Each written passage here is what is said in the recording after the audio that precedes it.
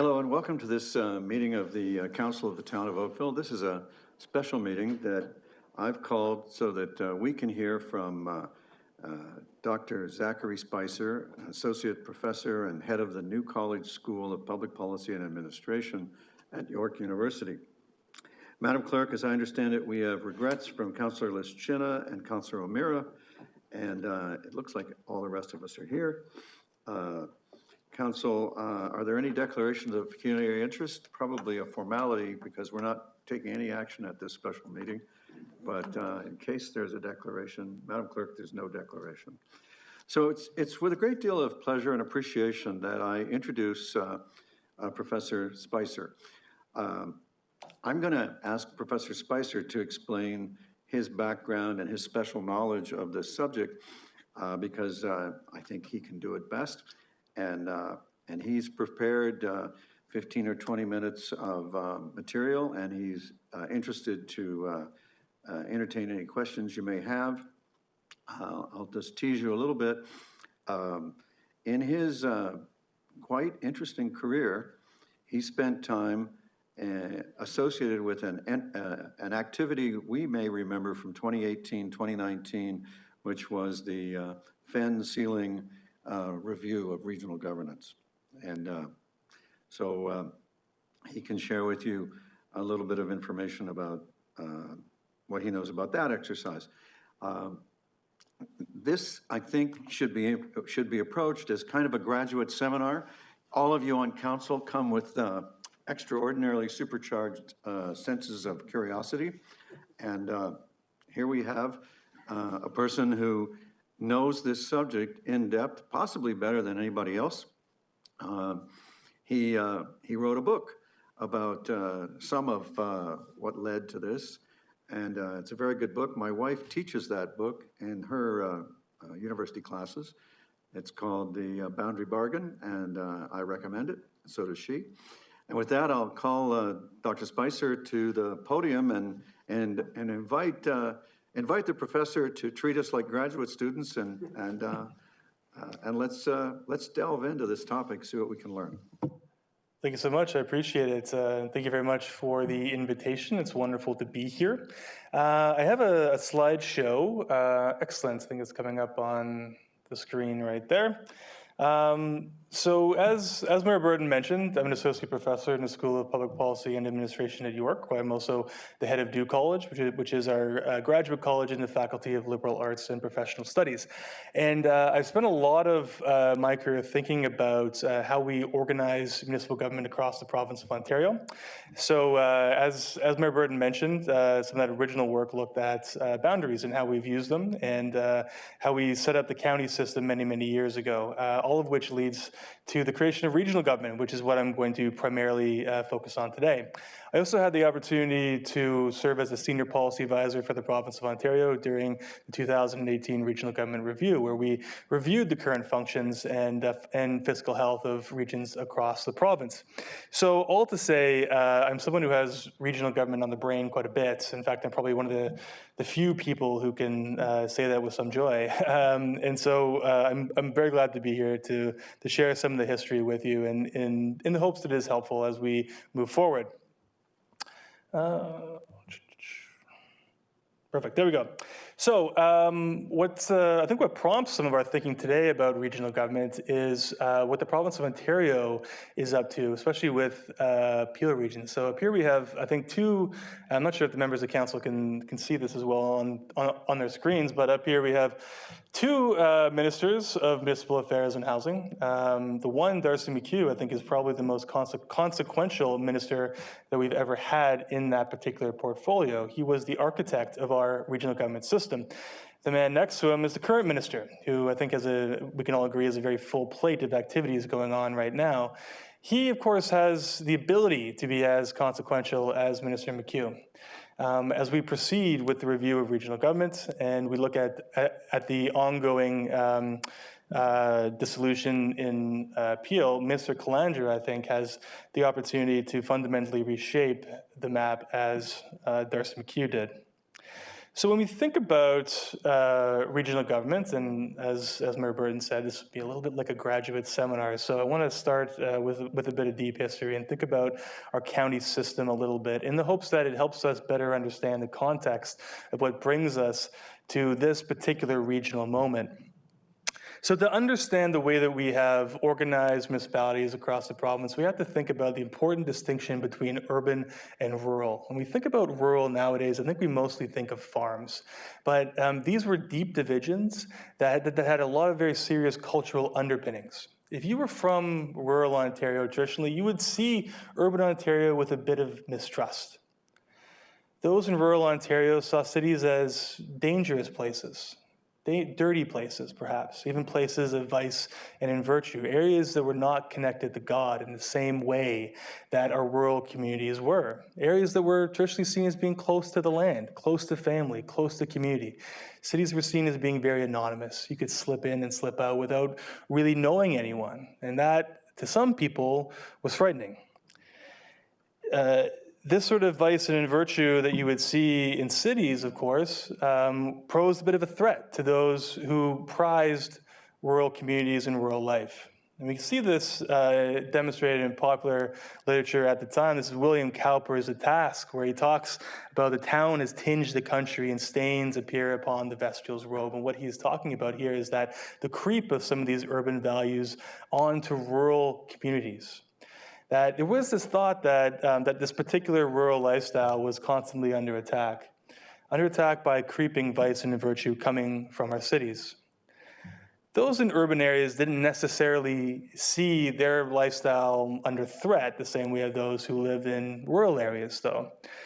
They saw cities as places of opportunity, where maybe God didn't have the same sort of purview in places like this, but it also meant that your life wasn't as controlled as it was with the church's constant eye on you. Cities were places of opportunity where you could create your own life, you could go about your own business. There were places where there was fun, there was things to do. They didn't necessarily see any sort of threat from rural Ontario, but at the same time, they didn't want to be bogged down in the narrow politics, or what they saw as the narrow politics of rural life. They wanted to be free from some of those confines. So we created institutions that essentially separated urban from rural. And this is Robert Baldwin, who gave us responsible government here in Upper Canada. And we have the original Baldwin Act, which essentially separated rural from urban. It separated cities from our counties. And we look at the map of Ontario today, we notice that places like London and Guelph and Windsor and Peterborough are single-tier municipalities. And they've been that way for a very long time because we set certain population thresholds where cities would be automatically separated from the counties around them. And this was met with great fanfare in some places. Guelph tried for many, many years to reach that 10,000 population threshold. When they finally did, they threw a parade. They were free from county life, and they could go on and enjoy the status as being a city. However, the benefits to those who lived in urban areas were quickly extended to those who lived outside of them. And it was really the personal automobile that allowed us to do this. That there was a time when to benefit from the economics of urban life, you needed to live within the city. The car allowed us to expand beyond the city, that you could enjoy the economic benefits of urban life, but live in the county, live in the town, the village, or somewhere else. So growth began to emanate out of a lot of these urban centers. Toronto, for us, was the main place where a lot of this urban growth was emanating from. And here we have one of the early maps looking at metropolitan Toronto. Metropolitan Toronto was created in 1953, and it's the first time in Ontario's history where we had a city in a two-tier structure. Metropolitan Toronto was met with great fanfare here in Ontario, but also internationally. Many people began to think that we could potentially organize urban life in places like Tokyo and London, Frankfurt, and everywhere else that were experiencing the same sort of challenges brought upon by rapid urbanization. However, the urbanization that we saw coming out of Toronto didn't stop at the immediate borders of metropolitan Toronto. And we built the highway system that drew more economic benefits from the Greater Toronto Area outwards. And the same sort of forces of urbanization that we saw in the early 1950s was soon extended towards the entire region, which prompted the provincial government to begin thinking that there may be a way to organize life around Toronto in the same way that we did with metropolitan Toronto. A series of reports in the 1960s highlighted these particular challenges. This is one of the reports from the Select Committee on the Municipal Acts and Related Acts. And what they tell us is that the combination of popular growth of urbanization coupled with economic prosperity and futuristic thinking has created a need for greater forethought and a demand for community services never envisioned by the original authors of our municipal legislation. Those who were moving outside of the urban core still had expectations of urban services that were not originally envisioned by those who were running our towns and villages. Something needed to change. The second committee here, the Ontario Committee on Taxation, which had a wide-ranging mandate looking at everything from sales taxes to income taxes and everything else, found that there was a great disjuncture between how services were being delivered and how they were being financed in municipalities across Ontario. And they brought to light, and they kind of squared in on what was then the inadequacy of the property tax.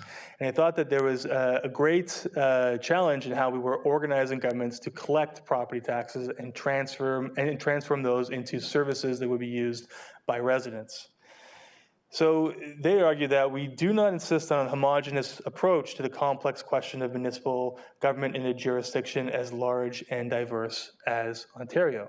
They understood that the growth that was occurring wasn't happening consistently across the area around Toronto. They thought that there was a way that we could create a municipal federation that would better balance services and taxation ratios. And they put a series of conditions in place, things like community, balance, financial and functional cooperation, meaning that there had to be some sort of logic to create two-tier systems around communities, a natural financial center, and a way to enhance community without drawing distinctions primarily between urban and rural. They also agreed that the distinction between urban and rural was quickly blending.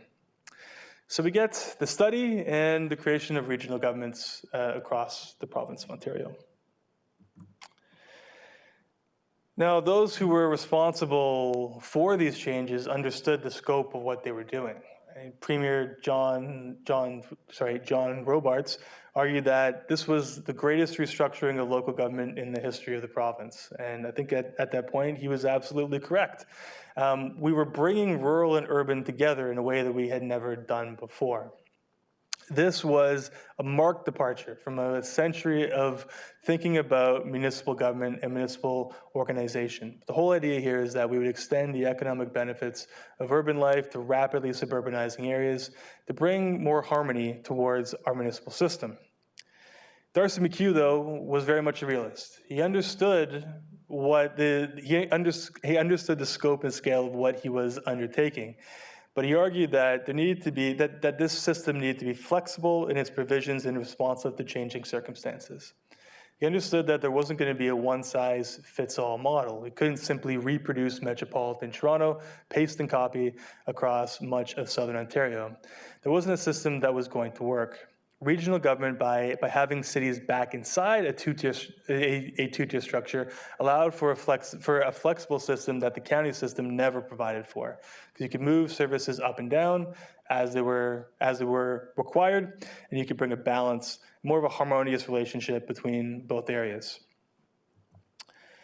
He also argued that we must accept the need for constant review and revision when the conditions warrant.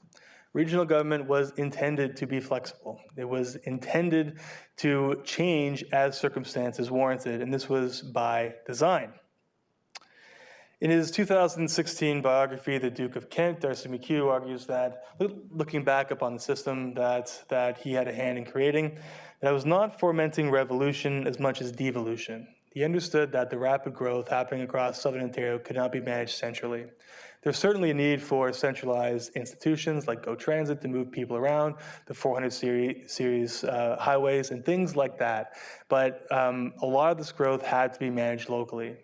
Regional government, he thought, was a way to move responsibility for a lot of these challenges to become more local in nature.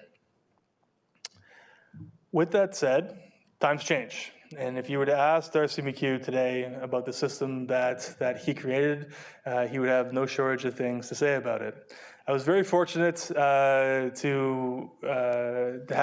sort of get his thoughts when I was preparing my first book, The Boundary Bargain. That happened at the exact same time that Darcy McHugh was preparing his own memoirs, The Duke of Kent.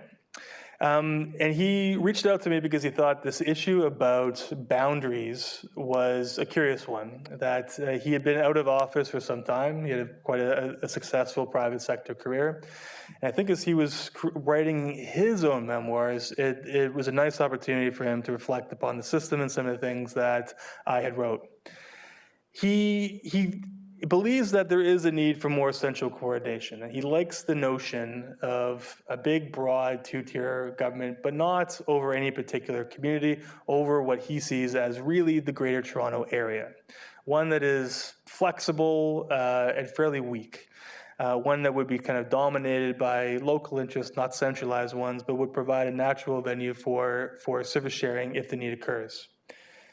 Going region by region, he recommended a series of changes, one of which came to Halton, where he said it should have two strong cities, Oakville and Burlington, and a redistribution of Northern Territory towards other counties and regional governments. So we stand at a very interesting point in our province's municipal history, where few of us know for sure what is going to be happening next. But I think to understand where we are going, it's important to understand where we've come from and understand the vast changes that we've gone through up to this point. I'll conclude there in the hopes that this was helpful for you to understand some of the context and history of the regional government system. And of course, as Mayor Burton mentioned, I'm more than happy to answer any questions or to get into a discussion about the utility of regional government, the history of the county system, or anything in between. Thanks so much. I appreciate it. Thank you very much for a delightful seminar. Our first graduate student with a question is Councillor Adams. Thank you very much. I found your material really very interesting. It's a fascinating history lesson in how we got to be where we are. And it kind of left off with a comment about the possibility of an Oakville-Burlington strong cities kind of situation. And I wondered what your thoughts were about Milton having grown so substantially over the last few years. Where do you feel they rank up with respect to being a single tier versus the need to be part of a larger organization? Same thing with, I mean, Halton Hills is obviously a much smaller place, but in the context of Halton, we've gone from really just having two major players to having this kind of third, almost middle power, if you will. And I wondered what you thought about that. Certainly. So this is something that I thought about quite a bit when we were doing the 2018 review. When we create single-tier governments, we think a lot about sustainability. Are these places able to be fiscally sustainable? What would their fiscal health be? What would their service capacity be? We have a number of single-tier municipalities across the province, some of which are quite small. Prescott is a little over 4,000 people. You have St. Mary's, which is a little under 10,000 people. Right? These were places that were separated from their counties many years ago. And they've been quite resilient being single tiers. And I think also what is happening in Peel, I think, is very informative to the other regions. Because really, when you think about regional reform, some of this is very natural, right? In the sense that, you think about, could a place like Waterloo or Kitchener be a successful single tier? I think the answer, given their size and scale, is probably yes. And then you look at the rest of the region, you get the smaller places like Wellesley and Wilmot and everything else, and you think about what would the impact be on them? with Peel region, I think the province has given us a bit of an answer to that about where that population line towards sustainability is. And one of the challenges with Peel was always as you move north, you would get kind of a cascading array of challenges, especially around servicing around places like Caledon. Caledon, I believe, is around 75,000 people. The province has determined that they would, at least right now, as a transition team works, would be a successful single-tier municipality. I think we have areas in different regional governments that are approaching that population mark. We also have single tiers across the province that are 5, 10, 15,000 people. So I think that the places like Halton Hills, like Milton, could successfully be single tiers. I think that there's a lot of study on the financial side that needs to be done on that. I don't have those numbers, so I wouldn't be able to speak to that. But just looking at the municipal map right now, we certainly have single tiers lower that have been successful, and I think that it is something that could be possible. Okay, and then I have just one other question. I'll Sure, hand of it course. over to other people. And that is, there's been a lot of discussion about if there was a breakup of the region of Halton, for example, there would still potentially be the need for various shared service organizations, and whether those are separate or separate corporations, a utility corporation, for example, or something else, or whether it's truly a shared organization, kind of akin to the region itself as it is. What's your opinion on the governance structure of those kind of shared organizations, and whether appointed boards would be appropriate for them, or whether some kind of elected board or governance is better in terms of accountability to the public? Great question. So that we have shared service agreements all across the province of Ontario, and some are, as simple as emergency management agreements, where there's, a very simple agreement that if there's a fire in one community, the fire service from another can cross the boundary and put the fire out, and it was really kind of indemnifies them from insurance. So we have small scale service sharing happening across the province, all the way up to major water sharing agreements like between York Region and the City of Toronto. So there's a number of ways to manage services with simple contracts, and you can scale that up on the governance side to even be like a special purpose body or something along those lines. Our common way of doing things like this is through appointment. And so if you were to have, say, if you were to continue with a shared police force or something along those lines, you could have a governing body that would have appointed councillors from each jurisdiction or something along those lines. I'll say there's a number of ways to structure arrangements like that to ensure that there is democratic accountability, but there's also quality in servicing. The province of Ontario has a very good database of a lot of these types of agreements, and in a 2013 review, the province identified about 1,000 shared service agreements across the province. And in some cases, they're simple. They're road clearing agreements or something like that. In some cases, they scaled all the way up to vital services. So there are ways of doing this. I think it's really about kind of tailoring the service to the needs of the community and finding the right governance structure. I'll say there's a lot of pathways towards that. Thank you, Councillor Adams. Councillor Duddock. Thank you. Through you, Your Worship. Dr. Spicer, thank you very much for your presentation. And it was quite interesting, as Councillor Adams referred, reading the whole document and trying to sort of digest the various aspects of it. The one thing I didn't really capture, and I'd appreciate your insight given you're studying this, how long did it take before they actually arrive at a decision? In other words, the process involved getting them to that ultimate target of either amalgamating or changing governments, the sort of levels of government, so to speak.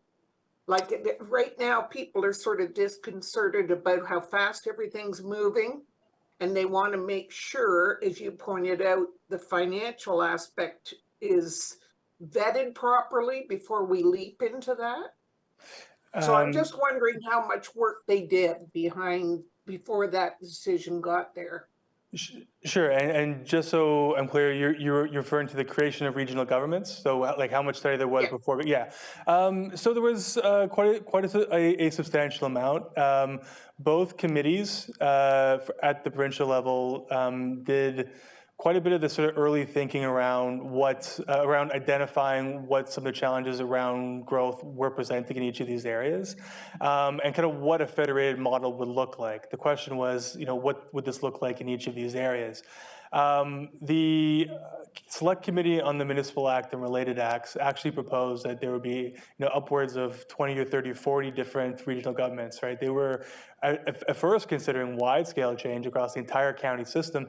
That was scaled back, and then when we got to some of these local studies, there was an individual local study done in each of these areas.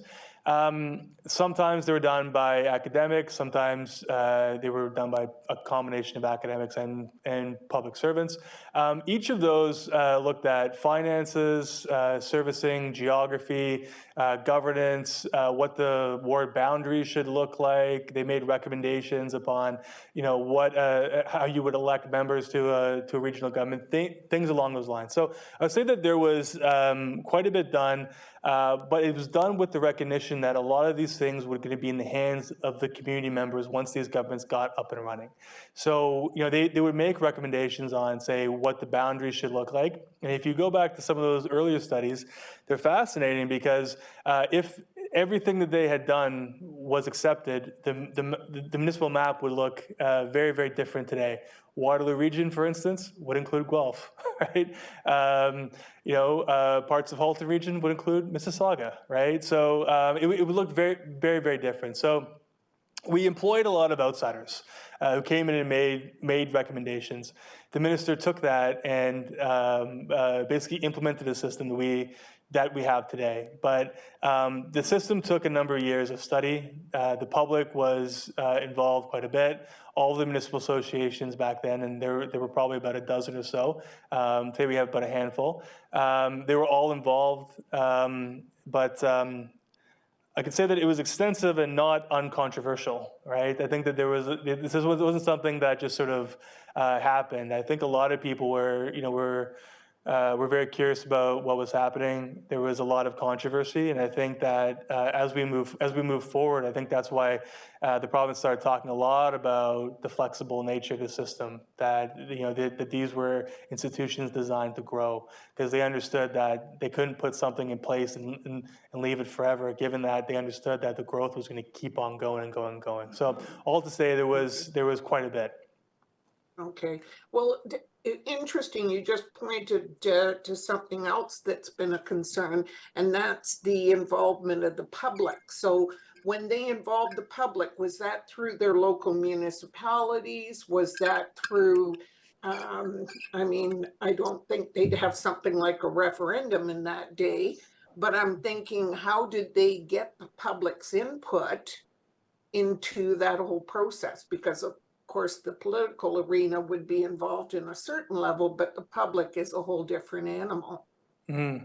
So they did consultations and a lot of open houses. There's a section in Darcy McHugh's biography where he mentions that the airport then in Chatham, Kent, he would arrive so late from all these various meetings across the province that they would leave the door open for him, and they would put a note saying, "Darcy, turn the light out once you've landed." So he was flying in and flying out from Chatham every single day, doing things. But the remarkable thing was that it was the minister himself who was appearing in all of these places, and all the ones too, like not just the regional governments that we have today, but places that were understudy. So he was appearing himself, and he was absorbing a lot of information. But this was a very different era, very different time. So there was a lot of open up the church basement doors and see who comes in, right? But a lot of that was done through the minister. So the minister and the minister staff were really the kind of the conduit there. Local politicians were mostly speaking through the relevant associations. But I think one of the challenge there was really that it was the minister who was absorbing various points of view. And I think this is the reason why I have so much admiration for him, was that he was really able to take all of that information himself and absorb it and digest it and create a system that we see today. So I'll Wow. say it was extensive. Yes, to say the least. Thank you, Dr. Spicer. Thank you very much. I appreciate the question. Thank you, Councillor. Councillor Elgar? Thank you, Thurman Burton. I really appreciate the presentation. Just trying to understand that you started off, the rural divide. And I guess, like, I'm trying to dig back in history. It was in '66 when they came up with the Agriculture and Rural Development Act, and that was exactly the same year they came up with the Design for Development. And you keep rolling down, it seemed like, what I found most interesting, it was always the provincial deputy treasurer and the treasurer in Ontario that became the chairs of all these committees.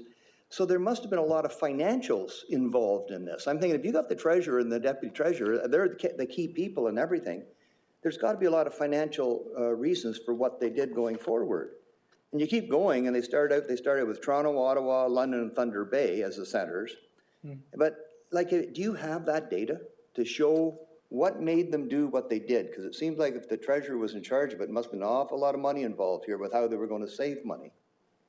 Yeah. So just on that note, yeah, I think that it was a very different time in terms of the expectations of ministers. This was a time when the bureaucracy looked very, very different. I think that we have more of a culture now where we would have individual MPPs serving as committee chairs and things along those lines. I think that these individuals took on these roles primarily because they thought that this was important. And this really started looking at Ontario's financial system as a whole, right? They were looking at the income tax, sales taxes, property taxes, everything else, right? And property taxes was such a fundamental financial vehicle that they thought to get the tax services ratio correct, you need to look at the structure of the government's collecting it and delivering services. So the Treasury was intimately involved. I think that now, as the province has advanced and the scope of government has advanced, I don't know if the Minister of Finance would be as involved. He certainly wasn't involved in the 2018 review, but I mean, these aren't things that I think are divorced from Ontario's fiscal health right now. I think that there's a lot more centralization coming from the Premier's office now, right? I think in the day of John Robarts, you would see the minister take charge of files. I think we've just reached a point where there's such a great degree of centralization that a lot of these things are projects run directly out of the Premier's office. So all to say, I think there's a bit of a different approach now. Yeah, I guess that's what scares me a little bit too, in that you think of the reason it was done, if you go to the financials, to save money for the people. That was the whole idea. And we can you have more people doing the same thing and bundle it together, it's so much better. And I'm not seeing any financials anywhere now. Now, with Peel, you probably have information about that, seeing what they must have done studies and had fairly big accounting firms analyzing the advantages and disadvantages. Mm-hmm. So over the years, there's been a number of different fiscal studies. Mississauga did one that they submitted in 2018. The Region Appeal did another. I think the Region Appeal was done by KPMG. Mississauga's, I think, was done by Ernst & Young. So a lot of them, like the major financial players.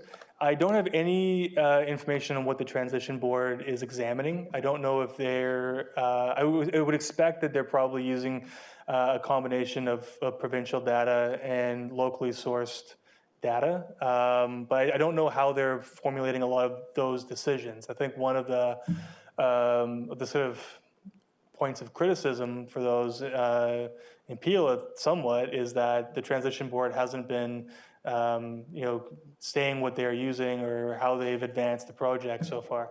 I expect that's probably coming. I think a certain degree of this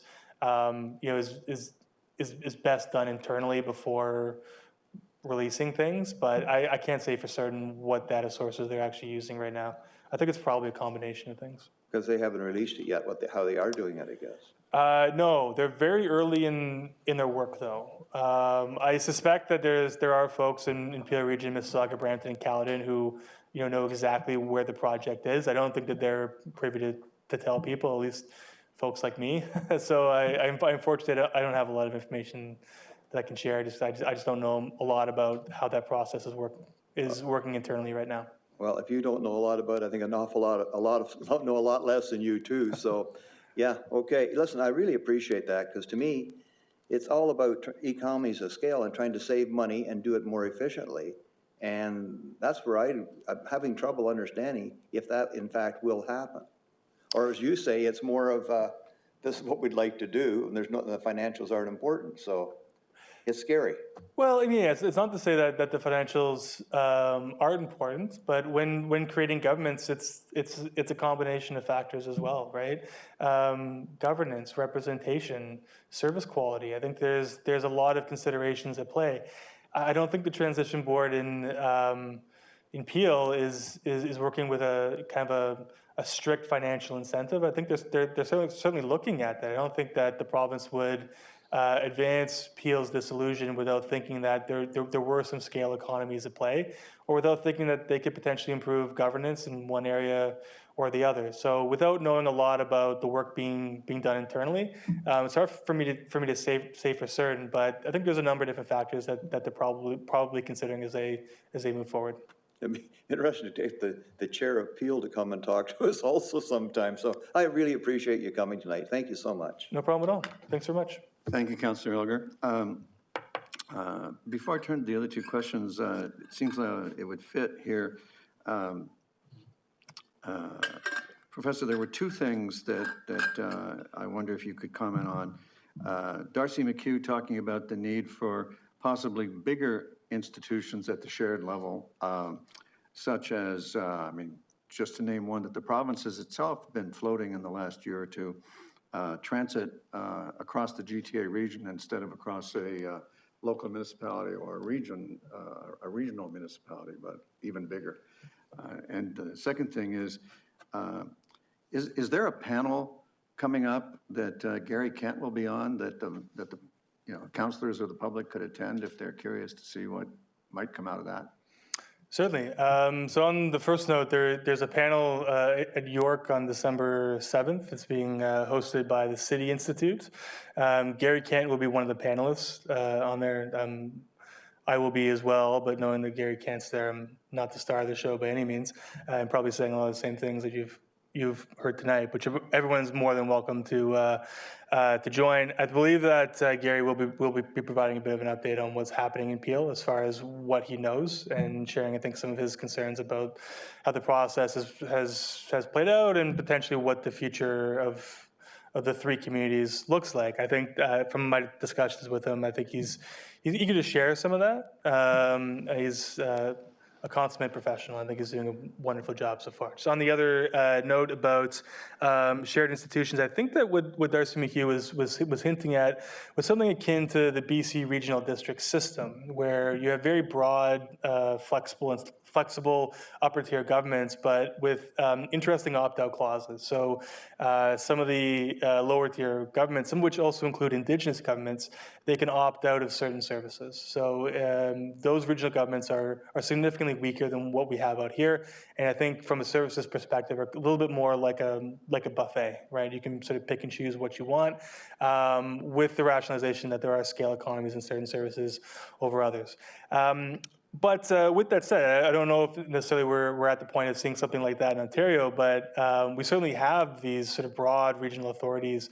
Metrolinx, I think, is a great example of that. And that conversation about uploading transit services, I think that there's very likely a lot of mayors who would say, please take it. And I think that that's a conversation that may mature a bit more in the future. I don't think the Metrolinx is eager to sort of take that on right now, but how to best integrate transit across the region is an ongoing conversation. It's something that we should be looking at more seriously, I think.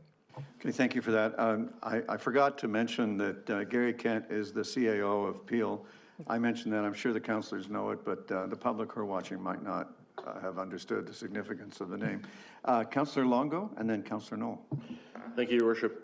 Great presentation. Thank you, Dr. Spicer. Very interesting. I enjoyed the report. It's kind of like a history lesson of how we've evolved. On the line of economies of scale and services, do you feel that there are some that would be kind of better served at a regional or, as you mentioned, kind of like a Metrolinx level? And I'm going to focus in on health because I think COVID taught us a couple things. And I'm in a shared service world in healthcare. One of the things that we found really frustrating is the public health world, they interpreted things completely differently with all the different kind of, I think there are 26 public health authorities, somehow also tied to municipalities. But do you see any specific, when you go through all the different services, do you see any that are served best kind of higher level versus a lower level? Do you have like an opinion on those kind of different services? Yeah, admittedly, it's not something that I've given a lot of thought to. So just off the top of my head, I think you probably zeroed in on the one that would make a lot of natural sense to me, public health. I think probably having broader public health authorities would probably make sense. I think COVID probably demonstrated the utility of something like that. Transportation, I think is one that is natural, trying to bring connections between regions and cities. Beyond that, I think I probably have to give it a little bit of thought. That's a fantastic question, though, and I think part of this exercise as a province moves forward is thinking about some of that, not just what could be brought up and centralized at the provincial level, but what could really be rationalized at a regional scale beyond the regional governments right now. I'll say fantastic question. You've got me stumped. I appreciate that. Though it's giving me something to think about, at least on the drive home. Thanks so much. I appreciate it. All right, Councillor Knoll, it's your turn to try to play Stump the Professor. Well, I don't think I was planning on trying to do that. That was a fascinating presentation. Thank you. I always enjoy learning more about the province and its history. A couple quick questions. The first one is, I'm fascinated by your involvement in the 2018-2019 exercise, the regionalization, sort of the opposite of what we're going, this whiplash thing we're doing right now. Do you have any insights on that? Why the province chose to walk away from that initiative at the time? Unfortunately, I don't have a lot of insight about the sort of internal decision-making about not taking action on the report. I should know I was a public servant, so I was a nonpartisan member of the government. A lot of the work that myself and my team did on that was to support Michael Fenn and Ken Sealing. So a lot of the background research, engagement, things of that nature, but I haven't read the final report myself, so I don't know what's in it, and I couldn't speak to why very little came of it. What I think is interesting about that exercise is that the province still has all that data, right? They still have the reports. They exist somewhere, lock and key probably somewhere, but they can't be referenced. And I think that as we proceed into this next phase, I don't know if we can properly call it a regional review or whatever we're looking at right now.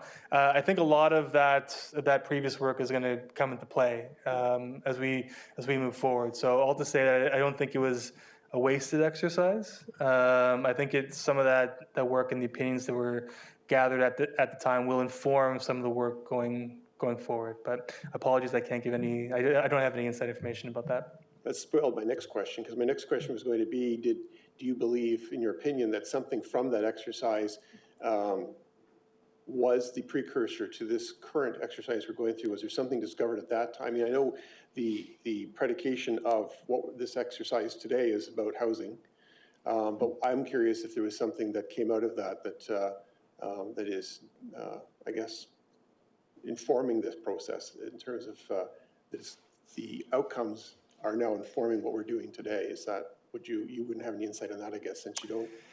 Unfortunately not. I'm not sure exactly why the province decided to not take action at that point in time, but they're certainly sitting on a lot of data, a lot of public opinion data. There was an extensive survey work done. There was an engagement process. I think, received well over 2,000 responses in all the various regions. Some regions, some members of the public, I think, gave the advisors very clear advice on what what they wanted to see. In some areas, there was a bit of consensus emerging. In other areas, there simply was not, which made things harder. Both the advisors engaged outside experts and consultants as well, all of which fed into that report. So I think a lot of that information has informed or will inform this particular exercise, but I don't know if there's anything in the report that signal to the government that they should stop, continue on, pick it up at a later date, anything along those lines. You know, as an academic, I guess you're predominantly teaching this, but I imagine you have your own opinions as well. Do you have if the premier were to call you or the new minister were to call you tomorrow and say, what is your best recommendation in this regard? Where would you fall on this whole issue, on this large issue today? Sure. I certainly have my own thoughts about where things should go, and I would say that I think in certain areas, the regional system has a lot of utility. When we look at places like Durham region, I think it fits really, really well, right? In other cases, I think in a lot of our regional governments, they're sort of fitting like an old pair of shoes, in the sense that they pinch in some places and they're too loose in others, and something just doesn't necessarily feel right. Whether that means that we should dissolve regional governments, or whether we should fine-tune them by moving services up or down, or we should consider kind of strategic de-amalgamations of some areas. I think it depends on a region-by-region basis. If the premier were to call me today and say, what should I do? I would say you really don't want to take a system-wide approach to this. Study individually, figure out what the community wants, and really don't be wedded to the past. I think municipal institutions change. They are meant to change. They are meant to evolve. It's not about the sort of fit forever. It's about the fit right now. And so I would encourage the premier to really think deeply about each of these regions and think about what institutional setup allows them to flourish and thrive, not just now, but well into the future as well. And sorry, that's a bit of a cop-out, but No, I'm happy to go kind of region by region. I certainly have my own thoughts. I think Windsor. Sorry? I feel like I'm back at the University of Windsor talking to one of my professors back there, but okay, go ahead. Yeah, so I certainly have my own thoughts about what I would do in each of these regions. I think my wife is kind of getting tired of me talking about this at home, so I might as well talk about it in public, right? Durham, I think, works incredibly well. Niagara region, I think geography has always been a challenge there, that there isn't sort of a center, a locus where servicing works on a particular regional scale. I think they've always been frustrated by that because of their geography. I think Niagara would work fantastic as 3 single tiers. Waterloo region, I think, is a challenge, that you have very large centralized places like Kitchener and Waterloo that have grown together over years, and you have very small rural municipalities that have by design remained rural. I think that each could probably sustain itself as a single tier. So you also have Cambridge, which I think has a cultural and economic distinction from the rest of the region. I would probably separate the region. Simcoe County, I think, could actually benefit from becoming a regional government. I think that some of the challenges with Simcoe County emanate from the fact that Barrie and Orillia are not formally part of the county system, that there is no common council there to manage some of the growth, particularly the tremendous growth in the southern part of the county. Muskoka is not part of this particular review, but it is a regional government. I would do a council composition review there immediately. They have a very wonky way of counting residents, permanent residents, seasonal residents. I would immediately change that. I think that the region probably works well, but they need to get the assessment portion right. Peel region, we see what's happening there, and in Halton, I tend to agree with Darcy McHugh. I think that that the region has reached a level of maturity where you could see 4 single-tier municipalities here. So, with that said, that's just my thoughts without diving into the financials or anything else. But just from a systems level view, I think there's very different ways to approach all of these regions. Some cases no change, in other cases very, very dramatic change. I really like the question that Councillor Longo asked earlier about public health as well. I've been on council since 2000. I had the pleasure of serving as chair of Health and Social Services for most of the first half of that time. And during that period of time, it seemed that we started the process of keeping the staff kept one box packed in case they were ready to bug out at any point, because the province kept threatening under successive governments that they were going to separate public health from the regional municipality. And so it's an interesting question as to whether or not the pandemic has actually informed that that ongoing debate that seems to be imminent, a decision imminent, like has been for the last 20 years. So I'd be interested in learning more about that one as well. Yeah, I think that's an excellent point. I think that there's some services that probably could be delivered on a more regional scale than what they are right now. So I think I would say too, if the premier were to ask me, I would say consider that as well, right? Think about the system as a whole. Because we've ever tested that system, it was recently. Yeah. Thank you. Thank you. Thank you, Councillor Knoll.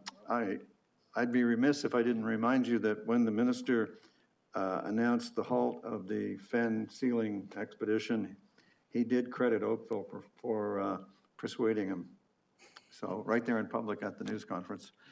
So sometimes we've been listened to. Councillor Hazlitt-Thiel. Thank you for your presentation and for the paper. So I appreciate my council colleagues' comments because lots of my questions have been answered. I have two follow-ups. One is, are you aware of any research that's been done on best practices in regards to regional governance? So in other words, has somebody studied academically what has made a certain regional governments more effective? So depends on what we mean by effective. So I'm going to go back to this. So, there's economies of scale, that it's democratic, that it provides great services. Mm-hmm. So I'm not aware of much that's looked at Ontario's regional government system. I think a lot of that research is probably tied up in the 2018 review that has sort of looked at some of those metrics.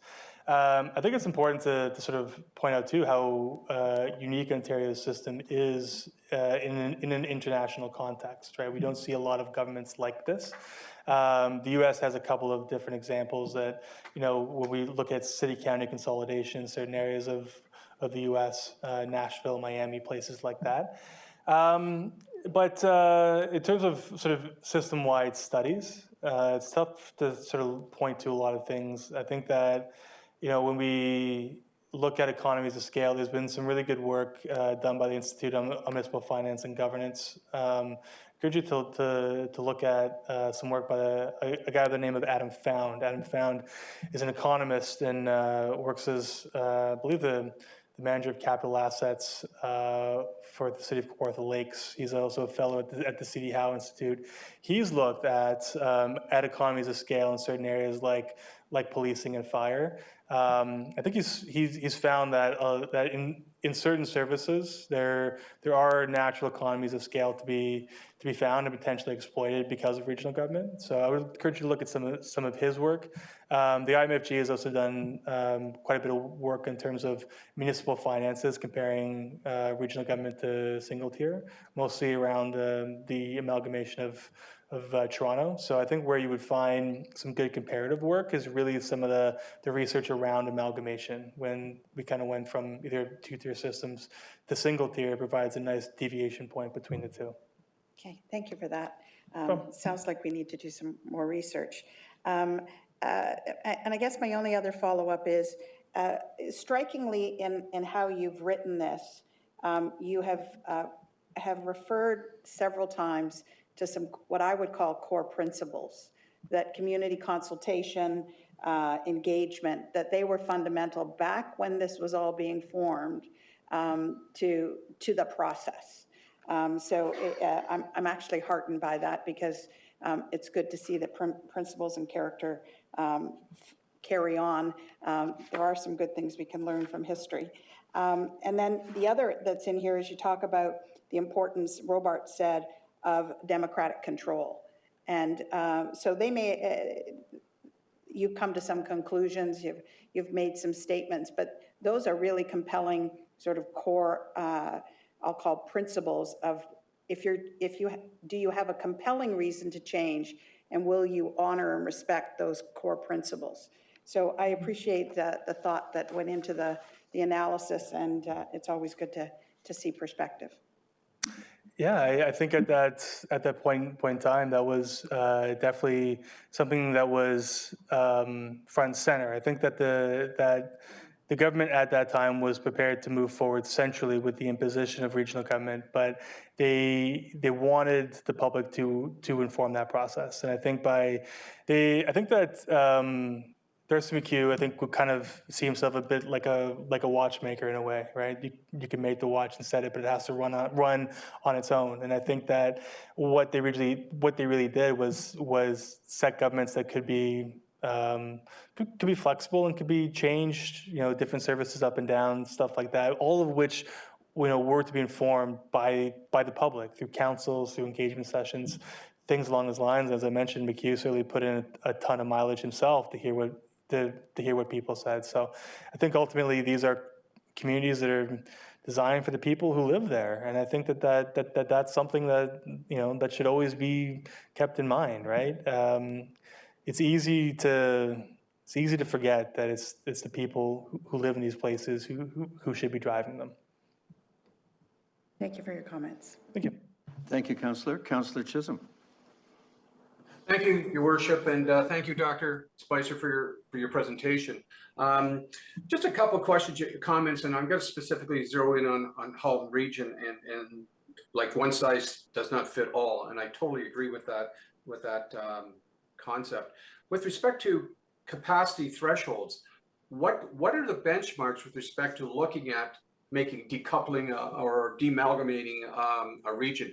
What are the benchmarks to start those discussions? Is it financial? Is it efficiencies? All or more than that? What starts the ball rolling with respect to looking at the governance? Sure. So we're in a bit of uncharted territory. What's happening in Peel is certainly unique. So I can't say that we have a lot of history to draw on when we're thinking about separation. We have a lot of history to draw on when we think about consolidation and creation and everything else. But I think if we think about what's the point where we think we need to engage in some degree of wide scale institutional change. It's hard to sort of point to, right? In some areas, it is going to be different, right? So when I was going kind of region by region and talking about Simcoe County and everything else, my thinking there is really informed by a number of factors. But what it's not informed by is sort of deep financial analysis, data that I don't really have a lot of access to. But when I look at rates of growth and services and capacity and things along those lines, that's where things begin, in my mind at least, to sort of think about some sort of change of some kind. Ultimately, it's my personal opinion, right? But when I look around the map and I can see certain things in some areas that fundamentally obscure things like service delivery and efficiency, like for Niagara region, geography has always been a challenge. It's a peninsula, right? It's tough to deliver services consistently throughout it. And I think that's always going to be a problem because the geography is not going to change. So the municipal institutions can change just to smooth out some of that. In Simcoe County, they have this tremendous growth and they have no common institutions to manage it. To me, that seems like, a call to change some of that. And maybe it's not regionalization. Maybe it is a joint planning board or some sort of other agency or board or commission that could, get all those politicians around the table along with staff and think about what's the best way that we can manage growth throughout there, absent of competition over development and everything else. So apologies, I can't be specific, but to me, when we sort of think about change, it really is a sort of it begins with this uncomfortableness, and really I think it begins with folks like you who have to live the governance system, right? If it feels uncomfortable, it doesn't necessarily mean we have to blow the whole thing up, but maybe it means that we need to look at something different. So I'll unceremoniously kick the question back to you then. And apologies for not being as helpful as I possibly could be there. That's okay, Dr. Spicer. I'm just a little bit of history going back with the City of Toronto when they brought all the boroughs in under the City of Toronto. And I lived through that with respect to where I was in my employment years and all my colleagues in the City of Toronto. Foreign follows function, but unfortunately people in those boroughs and or in the City of Toronto with the responsibilities, the hierarchies and structures were totally in chaos. So the word of caution with anything, when you start to look at changing or modifying or making drastic changes, it has major impact on human resources and how we deal with that. So that plan or strategy needs to be in concert with anything that we do on a governance, because if you trickle this down to all our service that provision and where the people go to work and who they respond to and who they report to and what the responsibilities is an enormous task. And it was quite obvious in history with the city of Toronto and what happened with that. And so I just leave it at that. It's one thing that we have to be very cautious of.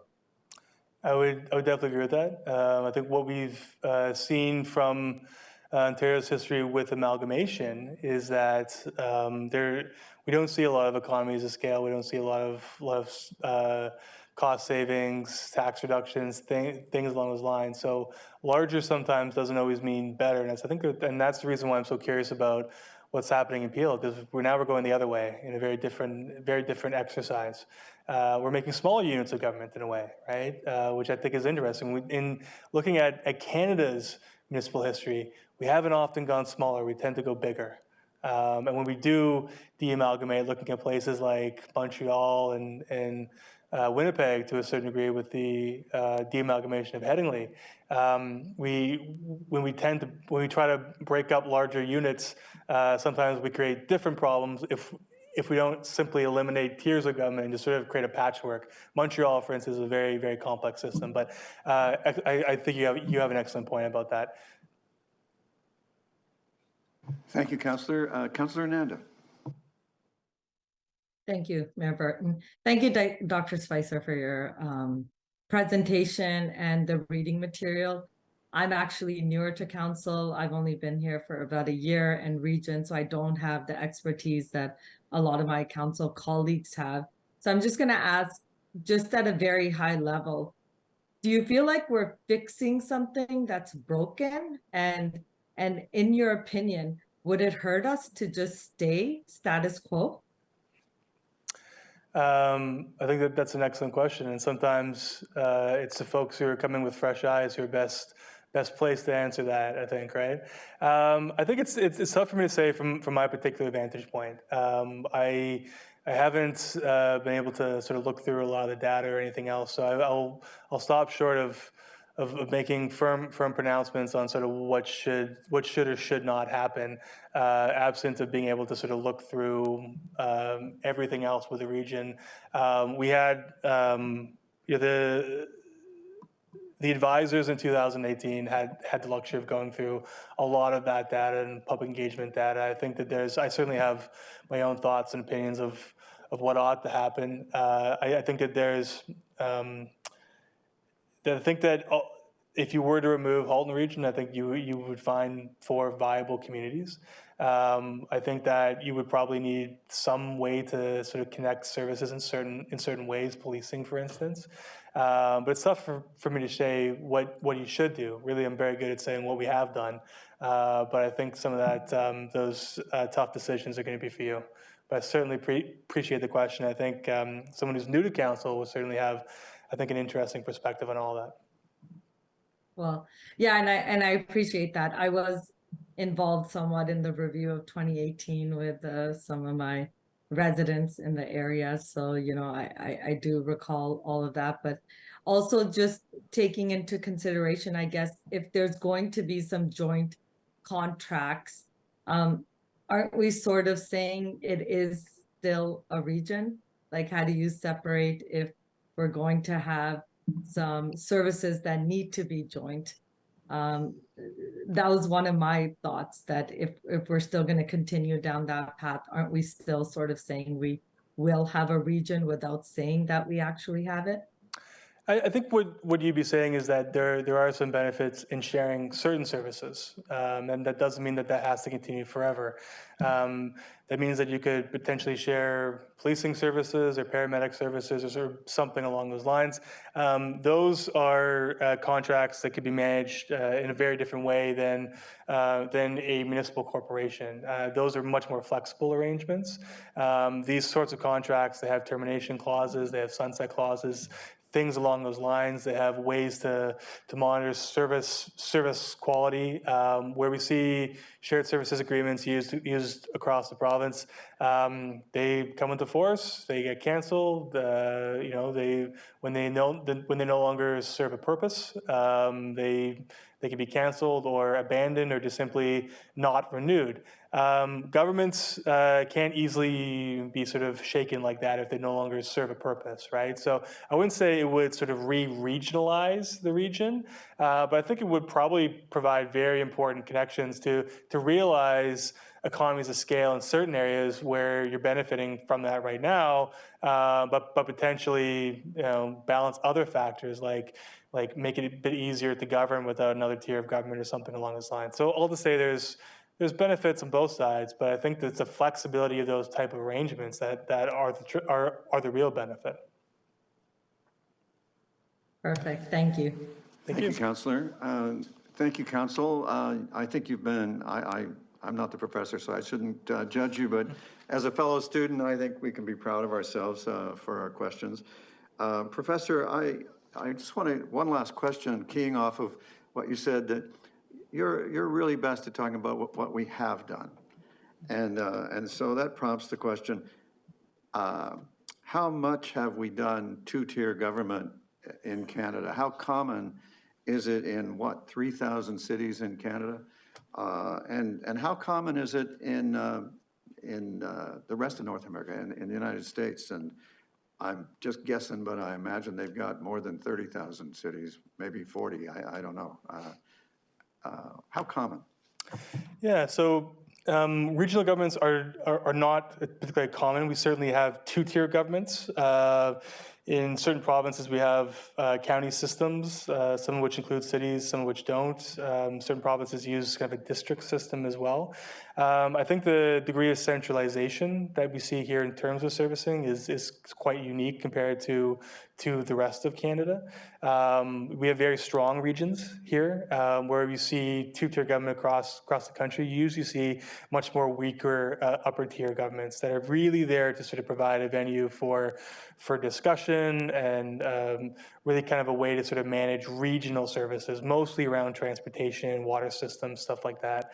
Localized services are usually left to the lower tier. So all to say, we have governments that look like regional governments, but they tend to not be as centralized as what we have here in Ontario, which I think creates kind of a fairly unique system.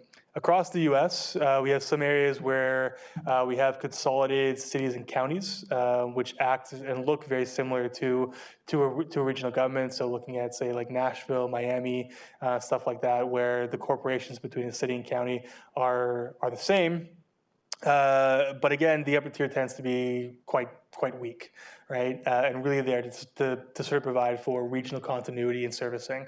So I'll say I think that we're somewhat of an outlier in terms of the strength of the regions themselves, but two-tier government is not unique in terms throughout North America. Internationally, we see a variety of things, right? Metropolitan government is something that has been adopted elsewhere. We look at London, England, I think is kind of one of the more interesting examples where they had a really kind of flexible, interesting, and kind of innovative two-tier system that was eventually amalgamated, right? We see over time, which I think is interesting here, is that where you have metropolitan government, it usually becomes sort of one eventually. You usually see some sort of consolidation. I think that's why we have this natural tendency, if we think about regional government as this sort of stepping point, this transition period between two-tier government and full consolidation. What's interesting now with Peel is that we're going the opposite way. We're thinking about, well, what if we instead of pursue amalgamation and make larger governments to meet the sort of outside border, what if we eliminate the top layer? So again, we're in some fairly unique space here, which I think is why we live in some interesting municipal times. Thank you very much. Those are great closing words, and I hope we pass the seminar. I'd like to solicit a mover and seconder for receipt of the presentation. Councillor Longo, Councillor Adams, any objection? There being none, that's carried. Council, we need a mover and seconder for consideration and reading of the confirmatory bylaw. Councillor Knoll, Councillor Hazlet-Thiel, thank you. Any objection? Carried. I'm delighted to say we had a successful seminar, and it's over now. Thanks very much, everybody. Thanks so much, I appreciate it.